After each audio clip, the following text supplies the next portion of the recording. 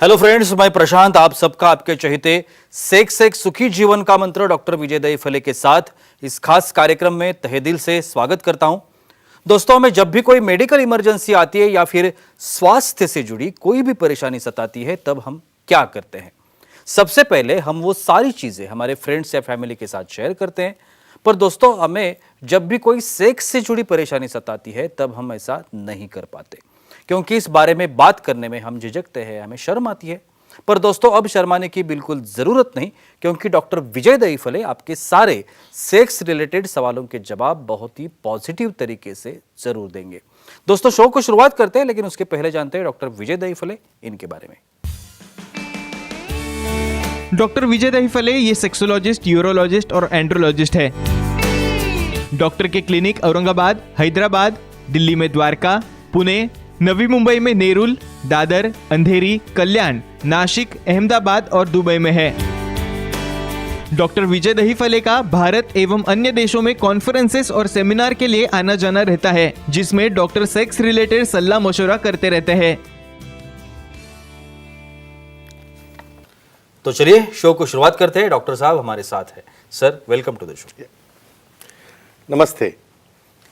आप सभी जानते हैं कि इस वीडियोस में क्या क्या किस किस तरह के टॉपिक हम लोग आपके सामने ला रहे हैं। ऐसे टॉपिक्स जो ना ही कभी उसकी चर्चा होती है, ना ही उसमें से जो सवाल है वो कहीं पे पूछे जाते हैं। सेक्स की एक्टिविटी और उसके रिलेटेड बहुत सारे जो टॉपिक्स है जो कहीं पे भी बताए नहीं जाते, उसके बारे में कोई बात नहीं होती, ये टॉपिक्स हम लोग यहाँ पे आपके लिए पेश करते हैं। सबसे ज़्यादा ये बात बहुत इम्पॉर्टेंट है कि ये जो एक्टिविटी है इसका और हमारे स्वास्थ्य का क्या रिलेशन है, स्वास्थ्य के लिए इसके बेनिफिट्स क्या है, आज का यही टॉपिक है। सर, मैंने जैसे आपको बताया कि स्वास्थ्य के लिए क्या बेनिफिट होता है। अभी एक्टिविटी या एक्सरसाइज, एक्टिविटी कहते हैं या एक्सरसाइज जब हम लोग कहते हैं तो हमारे सामने आता है योगा, प्राणायाम, योगासन, ये सब चीजें आती है। तो सेक्स को योगा से कंपेयर कर सकते हैं क्या? Sure, very nice question Prashant ji. यहाँ पे जो सीरीज चल रही है हमारी सेक्स एजुकेशन, सेक्सुअल अवेयरनेस और सेक्सुअल सेफ्टी, इसके अंतर्गत पूरी साइंटिफिक इन्फॉर्मेशन ले रहे हैं हम। सेक्सुअल डिस्फंक्शन क्या है, उसका स्विमिंग से क्या संबंध है, योगा से क्या संबंध है, तो ऐसे इसमें एक कल्चरल फ्रेम देते हैं। Time, place, person, condition, culture, safety, consulting, अपना ओन और नॉन इन्फेक्टेड ओन पार्टनर इसके साथ ही आजमाना है। जैसे हम शिल्प देखते हैं, खजुराहो है, एलोरा है, अजंता है, वहाँ पे आप देखोगे पूरी दिनचर्या बताई है पे कैसे ध्यान करना चाहिए, कैसे योगा करना चाहिए, कैसे प्राणायाम करना चाहिए, उसी तरह कैसे एक्सरसाइज करना चाहिए। क्यों बोलेंगे हम इसे? देखो, जब उत्पत्ति हुई है ह्यूमन बीइंग की, उस वक्त ये एक्ट शुरू हुआ है अपनी प्रोजनी बढ़ाने के लिए। लेकिन सिर्फ प्रोजनी बढ़ती नहीं है, इसमें आप जो एक्ट करते हो उसकी वजह से हमारे मसल ग्रुप है, हमारी बॉडी है, हार्मोन्स है, एंडोर्फिन्स है, सब बदलते रहते। तो एक ही कहूँगा, पहले सेक्सुअल पोजीशंस की उत्पत्ति हो गई और उसे कॉपी करते करते वही पोजीशंस आपकी योगा में काम में आते हैं। तो हम ऐसा कहेंगे, योगा करने से जो फिटनेस आपको मिलेगा वो काम में आता है एक्सरसाइज में, और एक्सरसाइज में जो फिटनेस आपको आता है वो काम में आता है योगा में। तो हम क्या कहेंगे, ये दोनों कंपेरेबल है। हम ऐसा कहेंगे, एक नाणे की दूसरी बाजू हम कह सकते हैं। नक्की। सर, हेडेक या माइग्रेन जैसी जो बीमारियां हैं, डिसीज हम कैसे कह सकते हैं, तो इन बीमारियों में ये जो एक्टिविटी है वो काम में आती है? श्योर। ये देखो, ये सिर्फ प्रोजनी बनाने के लिए एक्ट बनाए, ठीक है, हमने एक्सेप्ट कर लिया। लेकिन देखो, ह्यूमन बीइंग जो है सिर्फ कुछ बीमार होने के लिए बने नहीं है। शुरू से जो एक्टिविटी बनाई है भाई, उसके अंदर से हमारे दिल का कंसंट्रेशन है, मन का कंसंट्रेशन वो बढ़ता है, हमारा stress day to day activity में काम है, अपना वर्क है, जो कंपटीशन है, उसकी वजह से इतना स्ट्रेस बढ़ चुका है। सिर्फ दवा गोली से अच्छा नहीं होने वाला। क्या करता है ये सेक्स? यहाँ पे ये एंडोर्फिन्स तैयार करता है, यानी टेस्टोस्टेरोन है, एस्ट्रोजन है, प्रोजेस्टेरोन। ये हार्मोन्स क्या करते हैं? ये लो मॉलिक्यूल्स है, ये हैप्पी हार्मोन्स है, फील गुड हार्मोन्स है, डोपामिन है, ऑक्सीटोसिन है, तो आपका मूड बढ़ाएंगे। दूसरा, पेन बेयरिंग कैपेसिटी, जो अपने को पेन होता है उसकी जो कैपेसिटी है बेयर करने की, वो भी इसकी वजह से बढ़ जाती है। दूसरा, स्ट्रेस लेवल कम हो जाते हैं और अपने आप पेन देने वाले या पेन तैयार करने वाले जो सब्सटेंसेस रहते हैं, पी सब्सटेंसेस, इसकी भी मात्रा कम कर देते, तो डेफिनेटली जो एक्टिविटी करेगा उसका हेडेक और पेन कम हो जाएगा। बहुत बार क्या करता है पार्टनर, भाई मुझे हेडेक हो रहा है इसलिए उसे टालने की कोशिश करता है, तो ऐसा नहीं करना चाहिए। उसका कारण यही है, एक्टिविटी नहीं हो रही है, और वो होने के बाद काफ़ी बड़ी स्टडी हो चुकी है जिसमें ये माइग्रेन हेडेक श्योरली कम हो जाता है और कंट्रोल में आता है। बिल्कुल सर, हमारे एक ऑडियंस है Sure. मनोहर जी बरेली से, Definitely. वो सवाल करना चाहते हैं। मनोहर जी पूछिए, क्या सवाल है आपका? बोलिए। बोलो।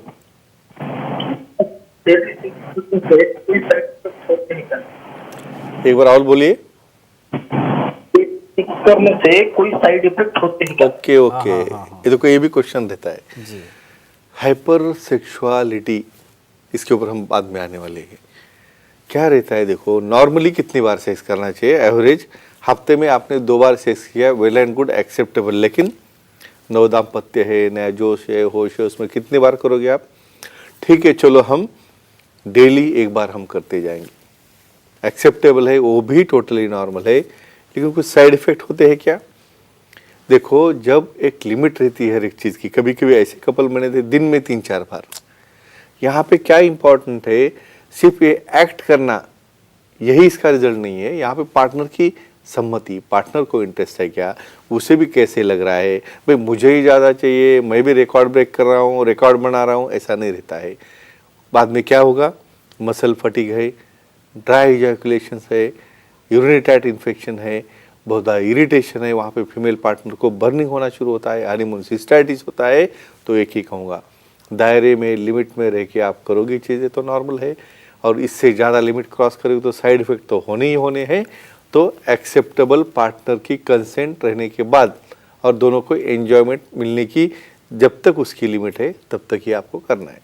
सर, सेक्सुअल एक्टिविटी का असर Sure. बॉडी पर होता है क्या? स्लीप यानी नींद, हम जिसे Yes, कहते हैं, अगर very नींद nice. पूरी नहीं है तो बहुत सारे Definitely, प्रॉब्लम्स होते problems आते हैं। तो स्लीप पे या नींद पे Yes. क्या असर होता है? डेफिनेटली, ये बहुत इंपॉर्टेंट क्वेश्चन है भाई। 8 घंटा आपको नींद चाहिए, क्यों चाहिए? जब तक आपकी बॉडी रिलैक्स नहीं हुई 8 घंटा, तब तक आपके टेस्टोस्टेरोन नहीं बनते।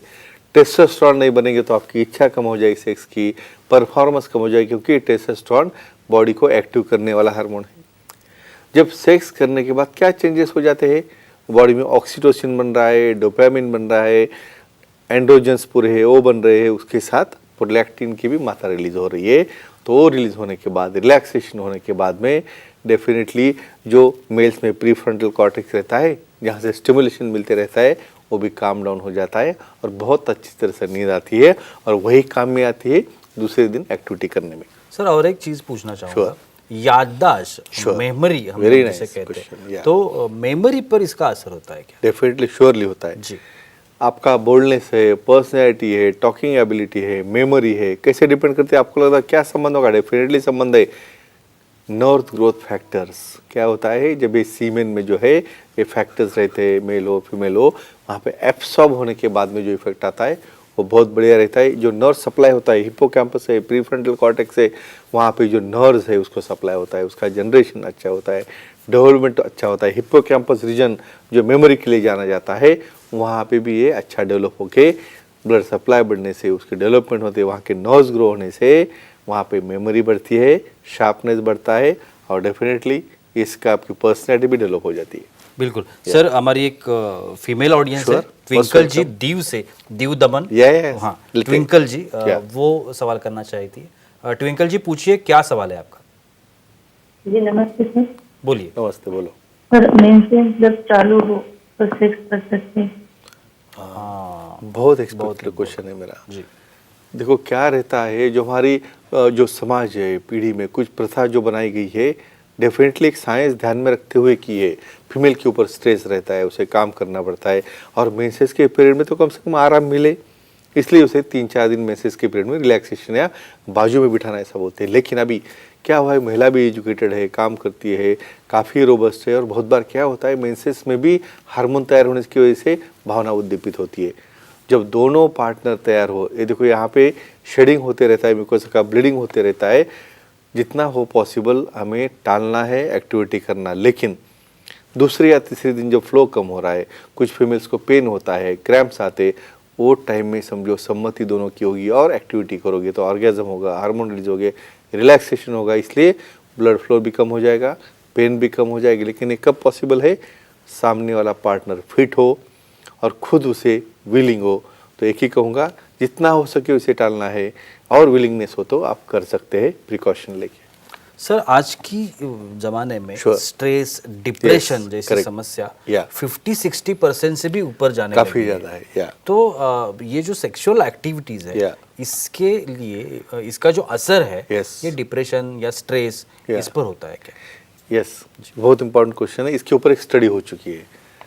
जो फीमेल्स कंडोम लगा के सेक्स करते हैं हमेशा के लिए, भाई लगाना चाहिए सेफ्टी के लिए, लेकिन अपना नॉन इन्फेक्टेड पार्टनर में क्यों बोलता हूँ, तो बिना कंडोम का जब सेक्स करेंगे, ऐसे महिलाओं की एक स्टडी हो गई। तो जिन्होंने कंडोम लगा के सेक्स किया है लॉन्ग टाइम के लिए, वो गए हैं डिप्रेशन में। डिप्रेशन है, मायूसी है, पेन है, लॉस ऑफ इंटरेस्ट है। क्यों? भाई सीमेन वहाँ पे एब्सॉर्ब भी नहीं हो रहा है। सीमेन के अंदर 200 प्रोटीन है, उसके अंदर हार्मोन्स है, कुछ ऐसे एनजीएफ जैसे ग्रोथ फैक्टर्स है, वो कब जाएंगे उसके अंदर? तो ये फैक्टर्स, मोड्यूलेटर्स, एंड्रोजन्स, इस्ट्रोजन्स, टेस्टोस्टेरोन, ये आपका मूड एलिवेट करते हैं। डोपामिन, ऑक्सीटोसिन जैसे हार्मोन आपको डेवलप करते हैं। तो जिसे ये एक्टिविटी विदाउट कंडोम होगी और सीमेन का कांटेक्ट होगा, उनका डिप्रेशन काफ़ी कम हो जाता है, मेल में भी फीमेल में भी। और जिसे इसका कांटेक्ट नहीं होता है, एक्टिविटी नहीं होती है, उनके अंदर ये प्रमाण काफ़ी ज़्यादा दिखाई देता है। तो ये सबसे बड़ा फायदा है सेक्सुअल एक्टिविटी का डिप्रेशन कम करने में। जी सर, एक आखिरी सवाल। Sure. अभी जो ट्विंकल जी ने पूछा Yeah. कि मेंसेस में सेक्स कर सकते Sure. हैं क्या, मैं थोड़ा सा उल्टा पूछना चलेगा, चाहूंगा। okay. रेगुलर जो सेक्स करते Sure. हैं, उसका मेंसेस और या माहवारी पर Yeah. कैसे टाइप का असर होता है, Definitely. और ये कर सकते हैं क्या? मैं दोनों बाजू इसमें बोलूँगा। देखिए दोनों साइड कैसे आएंगे इसके अंदर। भाई पार्टनर विलिंग होगा, उसे एक्टिवेशन हो रहा है, इच्छा हो रही, तो ऐसे केसेस में एक्टिविटी करने से, ऑर्गेजम होने से वहाँ के मसल कॉन्टैक्ट होते हैं, ब्लीडिंग कम होती है, पेन कम होता है। और दूसरी बात, समझो वहाँ पे पार्टनर सामने वाला इन्फेक्टेड है, वहाँ पे मसल शेडिंग हो रहा है, ब्लीडिंग हो रही है, और उसमें इन्फेक्टेड सीमेन उसमें मिक्सअप हो गया, तो उसको इन्फेक्शन होने के चांसेस दोनों कंडीशन। इसलिए अपना ओन और नॉन पार्टनर, नॉन इन्फेक्टेड सबसे इम्पॉर्टेंट बोलता हूँ। तो फ्रेंड्स एक ही कहूँगा, अपनी पार्टनर की सम्मति हो, कंसेंट हो, और दोनों का भी म्यूचुअल अंडरस्टैंडिंग हो, तो ही कर सकते हैं। और इतने बड़े सेक्स के फ़ायदे हेल्दी बनने के लिए तो डेफिनेटली अपने दायरे में रह के अपनी एक्टिविटी करो और अपना निजी जीवन एंजॉय करो। Thank you so much sir, आज के इस एपिसोड में भी Thank you. बहुत ही अच्छी जानकारी मिली, लेकिन वक्त की पाबंदी है, हमें यहाँ पे रुकना पड़ेगा। लेकिन आप अगर डॉक्टर साहब की सलाह लेना चाहते हैं तो स्क्रीन पर अभी जो आपको कॉन्टैक्ट डिटेल दिख रहे हैं, व्हाट्सएप नंबर है, सर का ईमेल आईडी है, वेबसाइट आईडी है, आप कहीं पर भी सर को कांटेक्ट कर सकते हैं और अपनी हर एक समस्या का समाधान भी पा सकते हैं। तो चलिए रुकते इस एपिसोड में, अगले एपिसोड में फिर मिलेंगे, तब तक के लिए शुक्रिया।